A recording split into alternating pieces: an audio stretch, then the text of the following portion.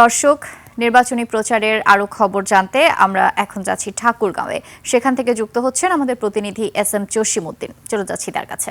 জসিম, ঠাকুরগাঁওয়ে কেমন দেখছেন ভোটের হাওয়া?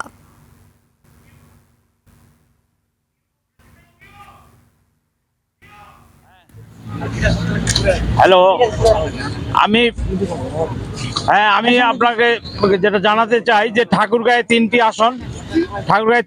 আসনের মনোনয়ন প্রার্থী হলেন। মনোনয়নের চূড়ান্ত তালিকায় হয়েছেন 19 জন প্রার্থী।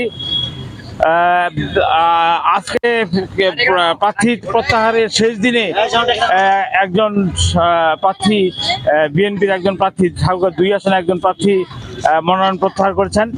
তো নির্বাচন প্রচারণা তফসিল অনুযায়ী আর একদিন পরে প্রচারণা শুরু হবে। তো প্রত্যেকটি প্রার্থীর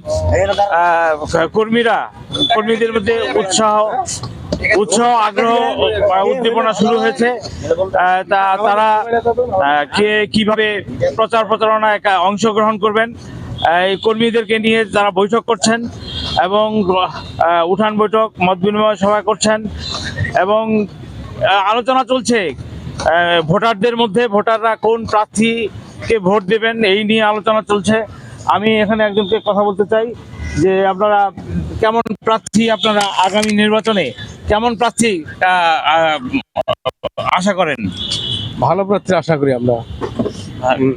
তারপর ভালো প্রার্থী আশা করি যেন একজন ভালো যোগ্য ব্যক্তি হয় আমাদের ঠাকুরগাঁও 1 আসনের, যেন মনে করেন যে সুন্দরভাবে দেশ পরিচালনা করতে পারে, সুষ্ঠুভাবে আমার ঠাকুরগাঁও জেলাকে ভালো রাখতে পারে, ভালোভাবে চলতে পারি, চুরি টাকা রাজনীতি চিন্তা এগুলো থেকে যেন আমরা রক্ষা পাই বা রক্ষা করে এ বলে।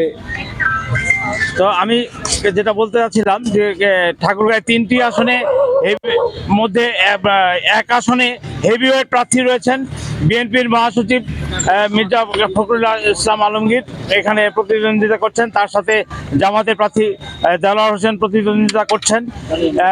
সারা বাংলাদেশেই অপেক্ষা করছেন এই ঠাকুরগাঁও 1 আসনে নির্বাচনে কে জয়ী হন। তো প্রচারণা চলছে।